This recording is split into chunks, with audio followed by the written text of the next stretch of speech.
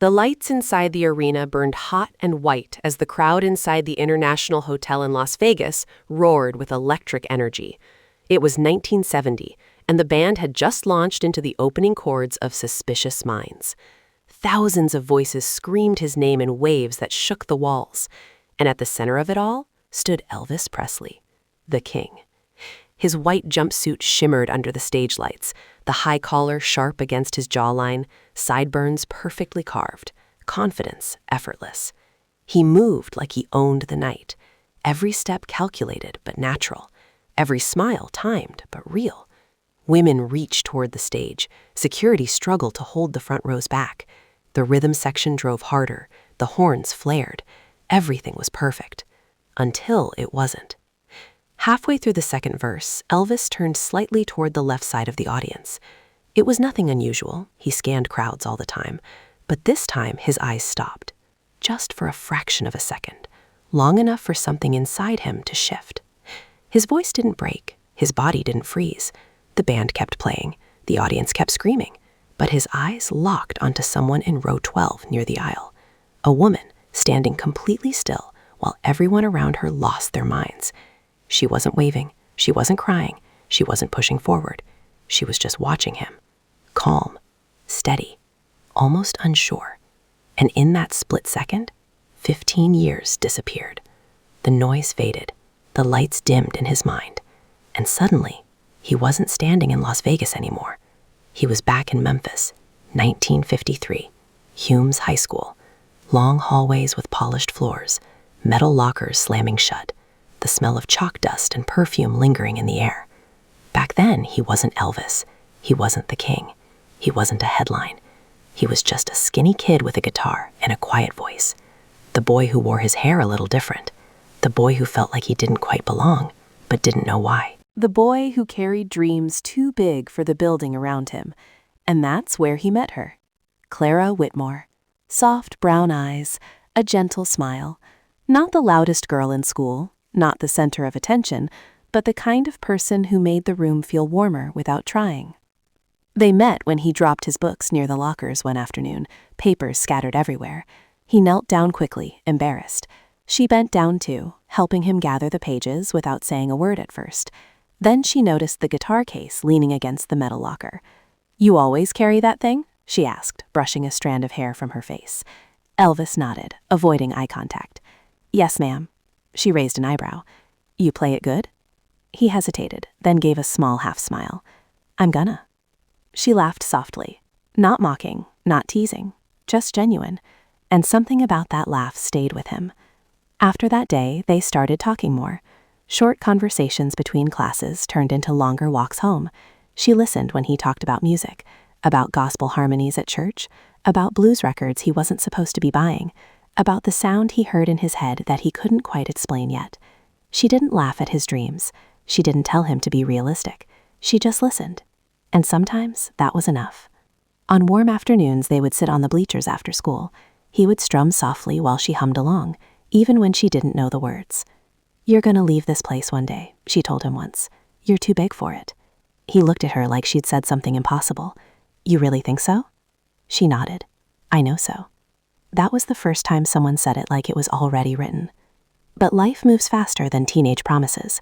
By senior year, things started changing. Elvis began recording small demos. He spent more time chasing studio sessions. Rumors spread that he might actually make something of himself. And with that attention came distance. Not dramatic, not loud, just subtle. He missed a school dance because of a recording session. She waited anyway. He apologized. She said it was fine. It wasn't. One evening near graduation, they stood outside her house under a dim porch light. The air felt heavy. "If you leave," she said quietly, "you won't come back the same." He didn't know how to answer that. He wanted to promise her he would. He wanted to say nothing would change. But something inside him already knew it would. "I gotta try," he said softly. She nodded, blinking back tears. "I know." That was the last real conversation they had. No screaming, no dramatic goodbye. Just silence that grew wider each month. And then he was gone. Memphis turned into Nashville. Nashville turned into national radio. Radio turned into television. Television turned into screaming crowds and flashing cameras. Fame came fast. Too fast. Letters got lost, phone numbers changed, and somewhere along the way, Clara Whitmore became a memory he didn't allow himself to sit with too long. Until now. Back in Las Vegas, the final notes of the song echoed through the arena. The applause thundered again. Elvis stepped back from the microphone, breathing heavier than usual. His band glanced at him, sensing something was off. He wiped his forehead with a silk scarf and looked toward row 12 again. She was still there.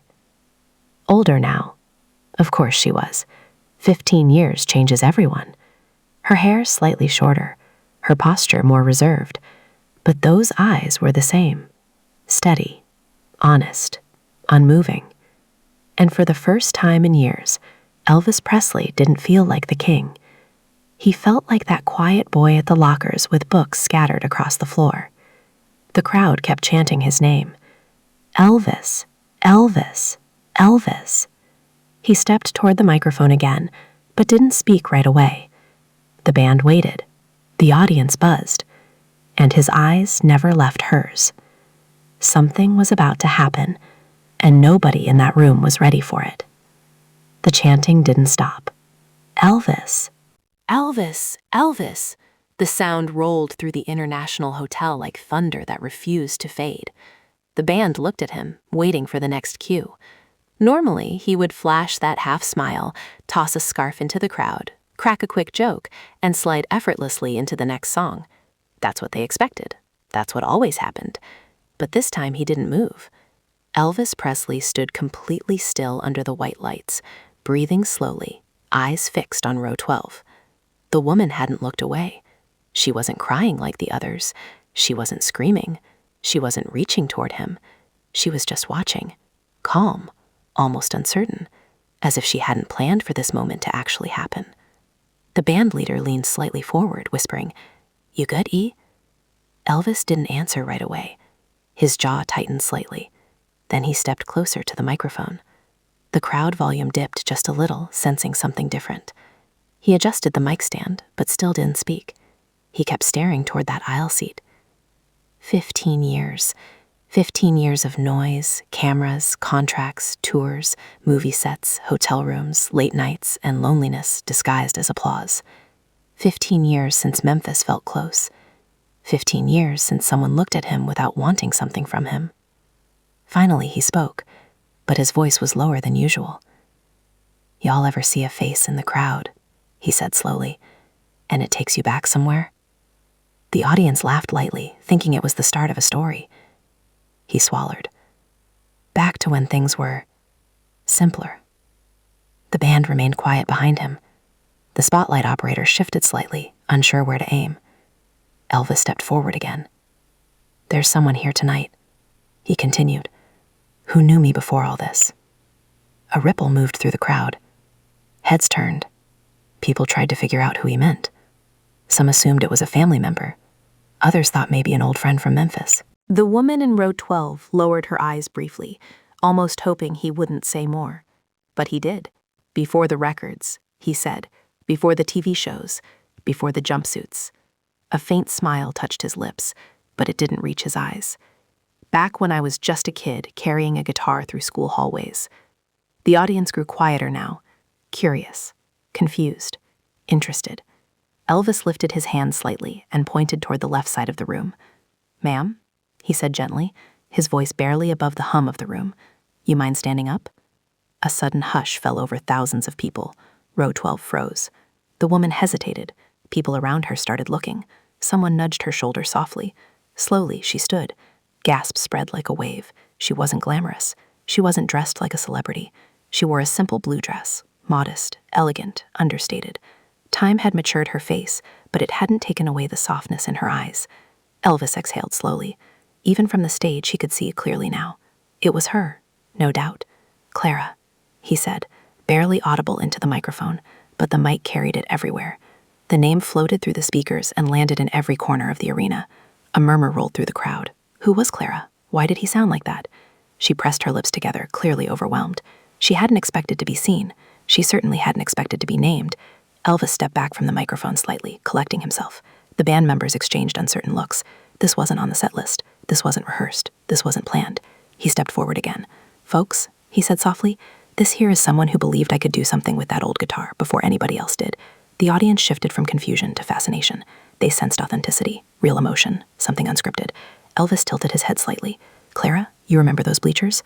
A faint, trembling smile appeared on her face. She nodded gently. He laughed under his breath, almost to himself. "I was so nervous back then," he said. "Couldn't even look you straight in the eye half the time." The crowd chuckled softly. The tension eased slightly, but something heavier still hung in the air. Elvis looked down at the stage floor for a moment, then back up at her. "I reckon I never did say thank you." The words felt simple, but they carried 15 years of weight. Clara blinked quickly, fighting tears. The room had gone almost silent now. Even the usual restless movement of a live crowd had stopped. Elvis turned his head toward the band and nodded once. "Fellas," he said quietly, "let's change it up." The band straightened instantly. "Play Are You Lonesome Tonight." A few surprised glances passed between them. That song wasn't scheduled yet, but they trusted him. The soft opening notes began, gentle and slow. The melody floated into the quiet arena like a memory stepping back into the room. Elvis stepped closer to the edge of the stage, eyes never leaving Clara. He didn't perform it like he usually did. There was no playful smirk, no dramatic exaggeration. His voice was lower, softer, almost fragile. Each lyric felt directed at one person instead of thousands. "Do you miss me tonight?" The audience felt it immediately. This wasn't performance energy. This was personal. Clara covered her mouth slightly, tears finally spilling over. People around her watched in stunned silence. Some women in the crowd began crying too, not fully understanding the history, but recognizing real emotion when they saw it. Elvis's voice cracked slightly on one line, but he didn't hide it. He let it happen. He let the imperfection stay. Because this wasn't about being the king. It was about being the boy from Memphis again. When the spoken bridge came, he paused longer than usual before delivering it. His eyes softened. "You know," he said quietly, not fully singing now, "sometimes life takes you places so fast, you don't get to look back." The arena held its breath. "But that don't mean you forget." Clara shook her head slightly, tears flowing freely now. When the final note faded, there was no immediate explosion of applause, just silence. Heavy, powerful. Then slowly, the crowd rose to its feet. Not screaming this time, not wild, just standing, respectful, moved. Elvis didn't bow. He didn't smile big. He just nodded once toward row 12. And in that moment, everyone understood they had witnessed something they weren't supposed to see, something private that accidentally became public. But what nobody knew yet was that this wasn't the end of it. Because after the show ended, Elvis didn't walk straight back to his dressing room. The final applause still echoed through the International Hotel as the curtains slowly fell, but Elvis Presley wasn't smiling the way he usually did. Normally after a show like that, he would toss a few more scarves, wave dramatically, flash that confident grin, and disappear behind the curtain while the band rode the final wave of noise. But tonight was different. Tonight the energy felt heavy, real, personal. As soon as he stepped off stage, Colonel Parker moved toward him quickly, concern written across his face. "What was that out there?" he muttered under his breath, trying to keep his voice controlled. Elvis didn't answer. He handed a towel to one of the assistants, wiped his face slowly, and kept walking down the narrow hallway toward the dressing rooms. The usual backstage chaos buzzed around him, crew members talking fast, security guiding VIP guests, assistants carrying costume pieces, but he barely registered any of it. His mind was still in row 12. 15 years collapsed into a single night. A staff member approached nervously. "Mr. Presley, there's a line of guests waiting to see you." He stopped walking. "Not tonight," he said calmly. The assistant blinked, surprised. That almost never happened. Elvis always met the important guests, always kept the machine moving. "Clear the room," he added quietly. "And there's someone I want brought back." The assistant hesitated. The lady from the audience? Elvis nodded once. No hesitation, no explanation. Word spread quickly through the backstage corridor.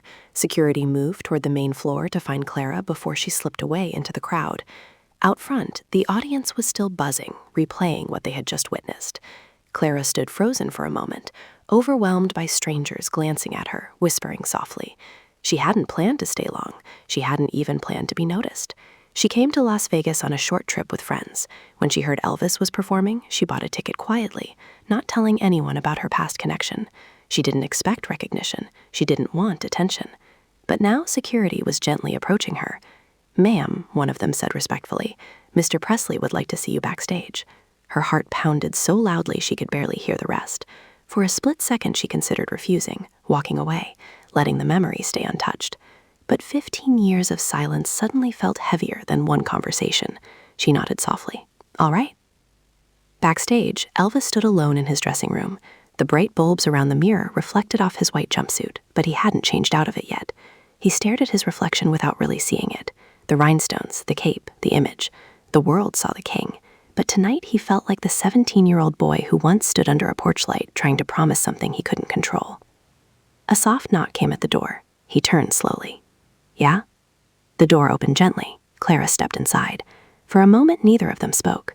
The room felt smaller than it was, the air thicker, time awkward. She looked around briefly, taking in the costumes, the flowers, the framed gold records stacked against the wall. Then her eyes landed on him. Up close, the years were clearer. Fame had shaped him, hardened him in some places, tired him in others, but the eyes were the same. He gave a small, uncertain smile. "Hi, Clara." Her voice trembled slightly. "Hi, Elvis." They both laughed softly at the simplicity of it. No dramatic music, no audience, just two people standing face to face after 15 years. He gestured toward a chair, but she remained standing. "You look," he started, then stopped. "Different?" she offered gently. He shook his head. "No, familiar." That word hung between them. Familiar. Safe. Honest. She clasped her hands lightly in front of her. "I didn't mean to distract you tonight." He let out a quiet breath. "You didn't." A pause. "I'm glad you came." Silence again.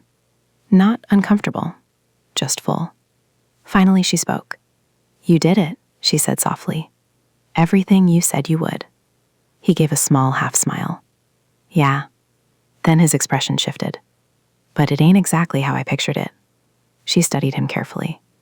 The exhaustion behind the fame, the loneliness behind the applause. "Are you happy?" she asked gently. That question hit harder than any screaming crowd ever could. He looked down briefly, then back at her. "Some days." Honesty, raw and unfiltered. She nodded, understanding more than he realized. "I got married," she said quietly. "A few years after you left." He absorbed the words calmly. He had expected it. Life moves forward whether you're ready or not. "He's a good man," she added. "We have 2 kids." A flicker of something crossed his face. Not jealousy, not regret exactly, just the weight of what might have been. "That's good," he said sincerely. "You deserve that." She tilted her head slightly. "And you?" He smiled faintly. "You read the papers." She didn't smile back, because headlines never tell the whole story. The room fell quiet again, but this time it felt like closure approaching. He stepped closer, not too close, just enough to bridge the emotional distance. "I meant what I said out there," he told her. "You were the first one who made me think I wasn't crazy for dreamin'." Her eyes welled again. "You weren't crazy," she whispered. "You were always meant to be bigger than that school." He laughed softly. "Sometimes I miss it." "Miss what?" "When things were simple." The confession lingered between them. She nodded slowly. "Simple doesn't last forever." He looked at her carefully, memorizing her face again. Not as a fantasy, not as a lost love, but as a chapter that helped build him. "I won't keep you," he said finally. "I just Didn't want you leaving tonight without saying something. She stepped forward then, closing the last bit of distance, and gently hugged him. Not dramatic, not desperate, just warm, familiar. For a brief second, the years truly disappeared. When they pulled apart, both were steadier, stronger somehow. "Take care of yourself, Elvis," she said softly. "Try," he replied with a faint smile. She walked toward the door, then paused. "I'm glad you saw me." He nodded. "I'm glad I did too." The door closed quietly behind her. Elvis stood still for a long moment, staring at the empty space where she had been. Outside, the casino lights flashed. The world kept spinning. The machine of fame kept moving. But something inside him had shifted. Not because he rekindled an old romance. Not because of regret. But because for one night, he wasn't the king. He was just Elvis. And sometimes, that was enough. The hallway outside his dressing room slowly emptied as the night wound down, but Elvis Presley didn't move right away. The door had closed behind Clara only minutes earlier, yet the room already felt different. Quieter. Lighter. Not because something romantic had restarted, but because something unfinished had finally been spoken out loud. For 15 years, her memory had lived in a quiet corner of his mind, untouched, almost protected from the chaos of fame. And now, that corner wasn't heavy anymore. It was complete. He walked toward the mirror and studied his reflection under the bright bulbs. The jumpsuit shimmered. The rings caught the light. The image was flawless.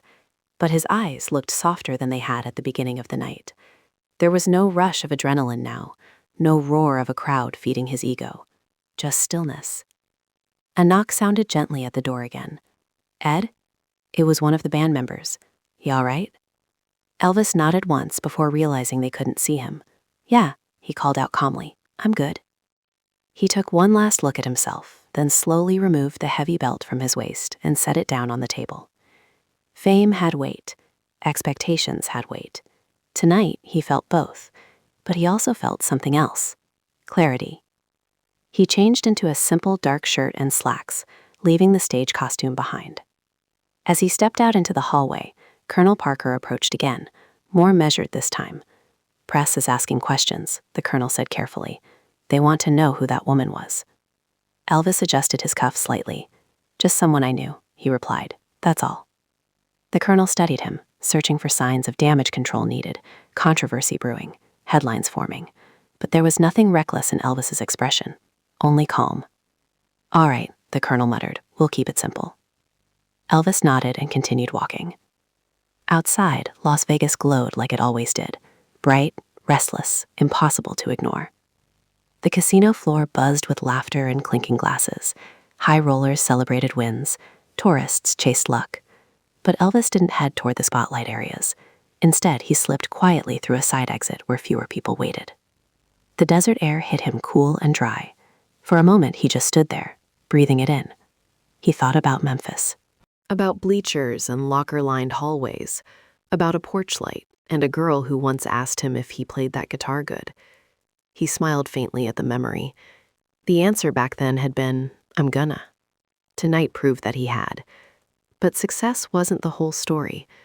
As a car pulled up to take him back to his suite, he paused before getting in. "Give me a minute," he told the driver. The man nodded respectfully and stepped aside. Elvis looked up at the dark sky stretching beyond the neon lights. Fame had given him everything he once dreamed of. Records, movies, crowds chanting his name. But it had also taken something quieter. Simplicity. Privacy. Ordinary moments that most people never think twice about. Seeing Clara again hadn't brought regret. It hadn't reopened wounds. It had done something far more powerful. It reminded him of who he was, before the world told him who he had to be. He climbed into the car and leaned back against the seat as it began moving through the glowing streets. Reporters would write their stories. Fans would speculate. Some would romanticize it. Others would misunderstand it. But the truth was simpler than any headline. It wasn't about lost love. It was about gratitude. When he reached his suite, he didn't turn on the television. He didn't call anyone. Instead, he sat at the small desk near the window and pulled out a sheet of hotel stationery. For a long moment, he stared at the blank page. Then he picked up a pen. He didn't write anything dramatic. No confessions, no grand declarations, just a short note. Clara, thank you for believing in me before anyone else did. I hope life's been kind to you. Elvis. He folded it neatly and placed it inside an envelope. In the morning, he would have someone deliver it quietly. No publicity, no spectacle. Just closure done properly. He leaned back in his chair, exhaling slowly. Somewhere across the city, Clara was probably sitting in her own hotel room, replaying the night in her mind, trying to explain it to her friends, trying to make sense of how a teenage memory had stepped onto a Las Vegas stage. He hoped she understood what it meant. Not romance, not longing, respect. As the night deepened, he walked toward the window and looked down at the glowing strip below. The world still saw the king, the legend, the icon, but tonight reminded him that before all of that, he had been a boy with a dream, and someone who quietly said, "You're too big for this place." That belief had mattered more than she probably ever knew. The next evening, when he stepped back onto that same stage, the crowd roared just as loud as always. The lights burned just as bright. The band played just as tight. But something inside him was steadier. During the show, he paused briefly between songs and said, "Sometimes the people who shape your life don't stay in it forever, but that don't make their part any smaller." The audience cheered, not fully aware of the depth behind the words. And then he smiled, genuine this time, and launched into the next number with renewed energy. Because the promise he had made as a teenager, to try, to become something, to step beyond the hallways of Hume's High, had been kept. Not perfectly, not without cost, but kept.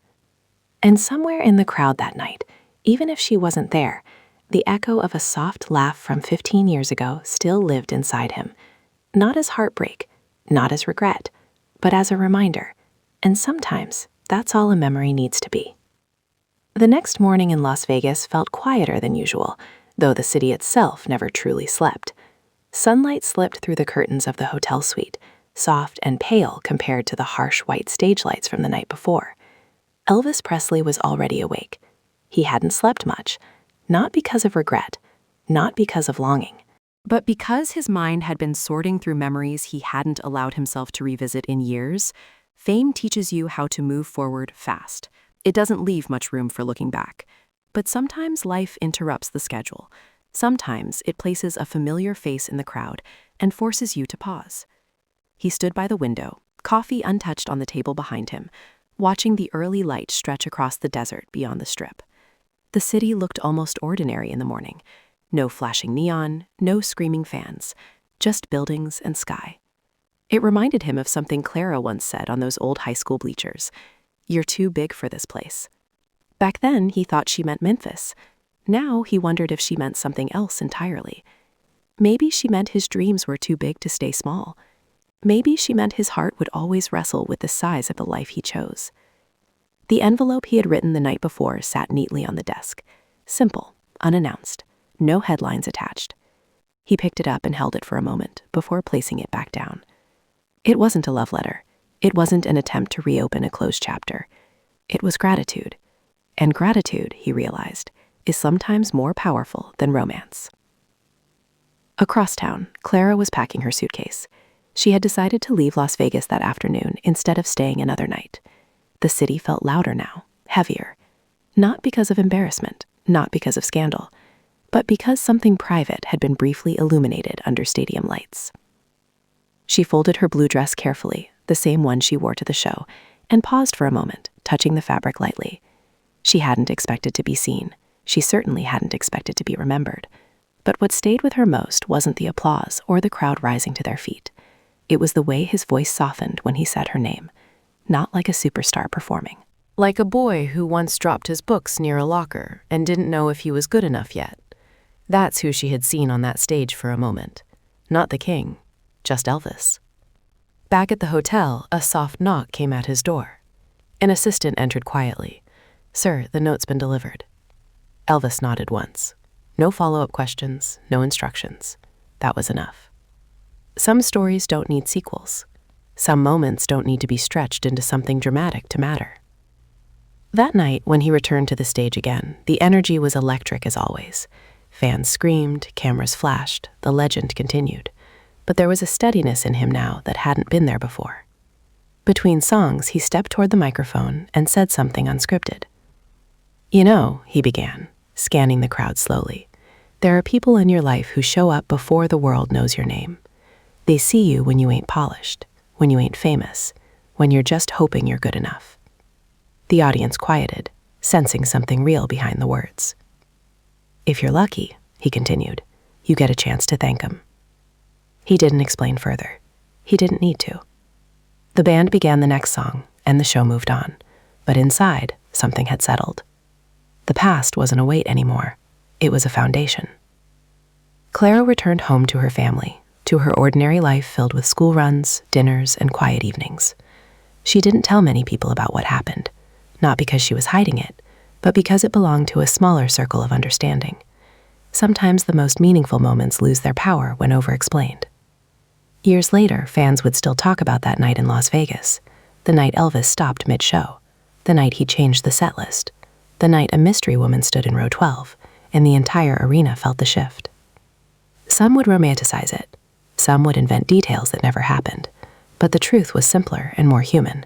It wasn't about rekindled love. It wasn't about what could have been. It was about recognition. Recognition of the people who believed in you before the world did. Recognition of the version of yourself that existed before fame reshaped you. And recognition that success means little if you forget who helped you dream in the first place. As time moved forward, as it always does, the legend of Elvis Presley only grew larger. Records sold, stories multiplied, the image became immortal. But somewhere within that legend lived a quieter truth, a memory of bleachers after school, of a girl who asked, "You play it good?" and a boy who answered, "I'm gonna."